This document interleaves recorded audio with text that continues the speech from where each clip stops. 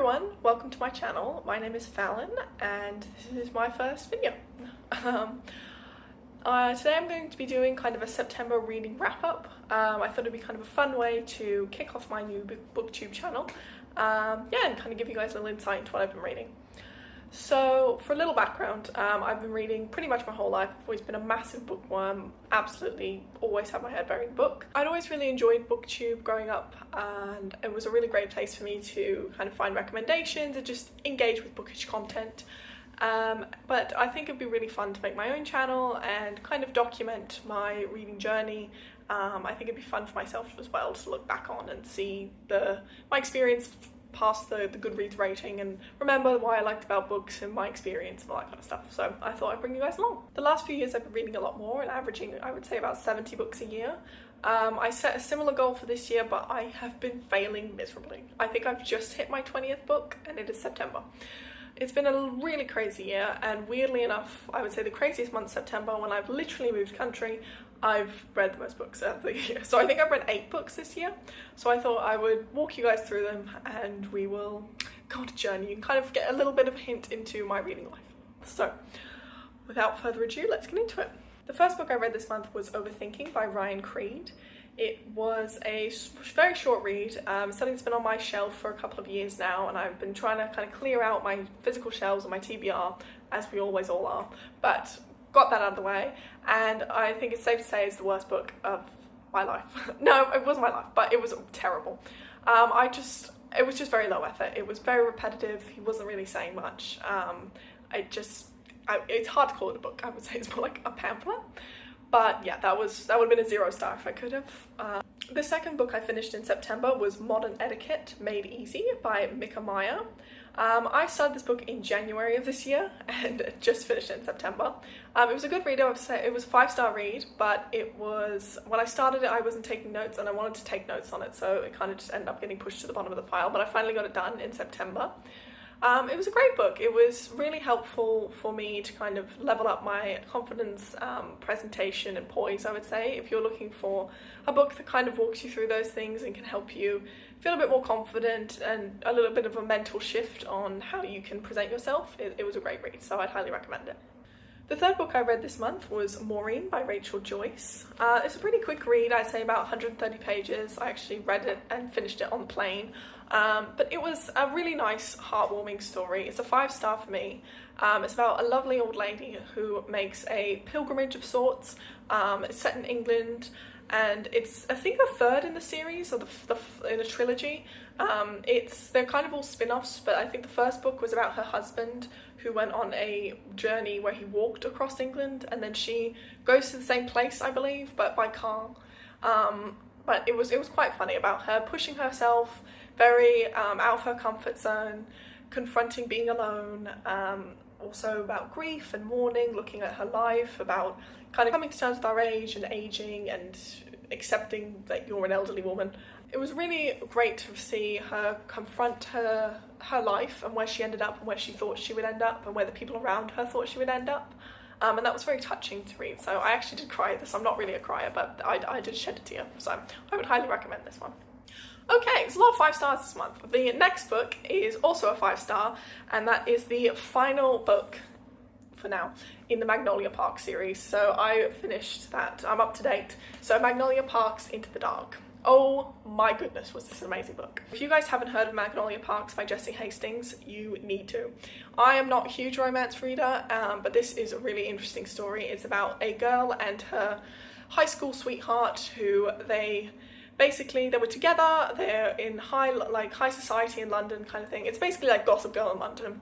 But they split up and they can't really let go of each other. So she dates different guys and he sleeps with different girls. So neither of them can he hasn't been able to have a serious girlfriend since her, she hasn't been able to sleep with anyone else. So this is the third book in their series, and this final book in their series, and then there's another girl that they focus on in the series as well.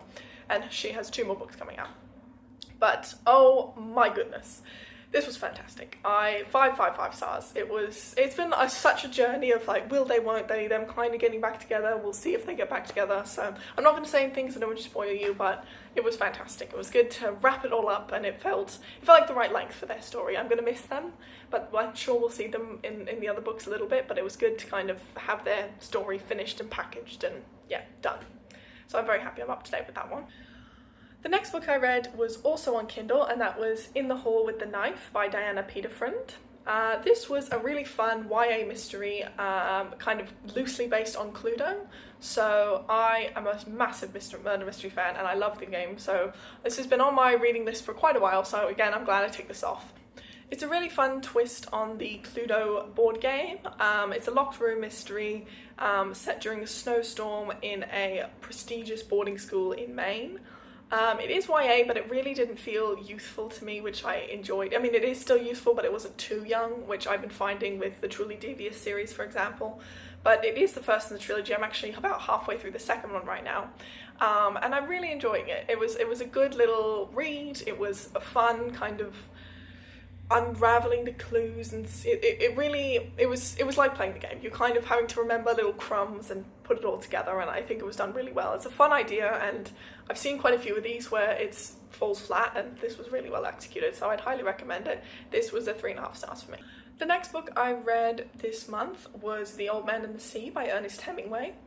I gave this book 4 stars, and it's my first of Hemingway's books I've read, and I really enjoyed it.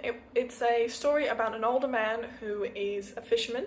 He's going off to try and get the catch for the day. He's desperately needing some money from his fish and food, and he ends up finding a really big fish. And it's his story about trying to catch it and fighting with the fish, fighting with the sea, and it was a really insightful read. I was expecting to be a bit sadder, and I'm glad that it wasn't.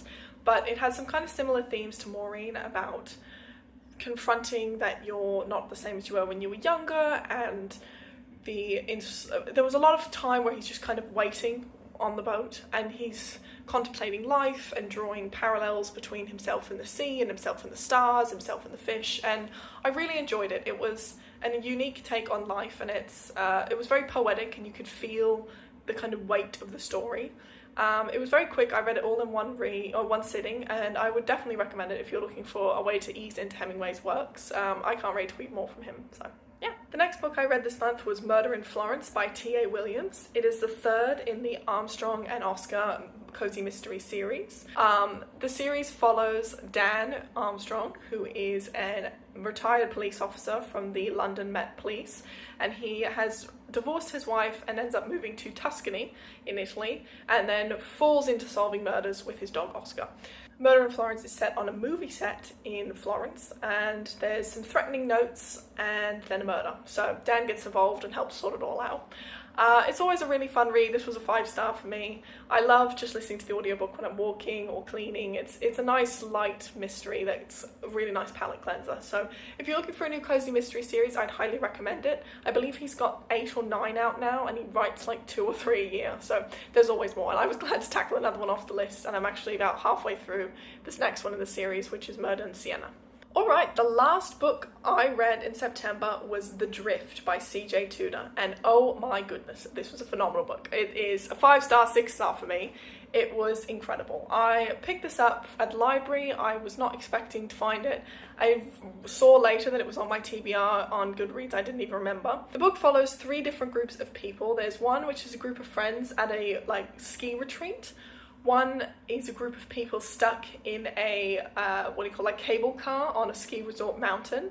And then the third is a bus full of students that has come, the bus has crashed and they're having to survive. So all 3 are dealing with winter conditions. So they're snowed in, they can't escape, basically. It's a very locked room.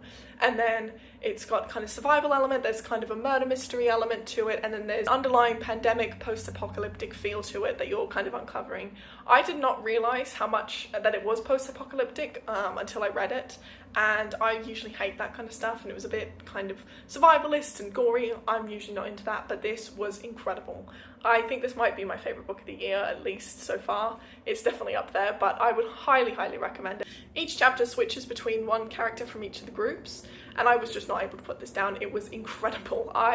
Every chapter kind of ends on a cliffhanger, and so you're always really interested in it. I was kind of able to figure out some of it, but it was so good. There were so many twists and turns, and it kept me really engaged. So I would highly recommend this. Alright guys, that is it for today. I hope you've enjoyed the video and walking through my September reads.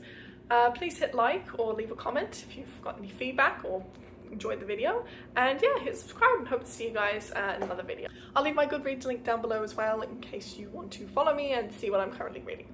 Thanks guys, see you next time. Bye.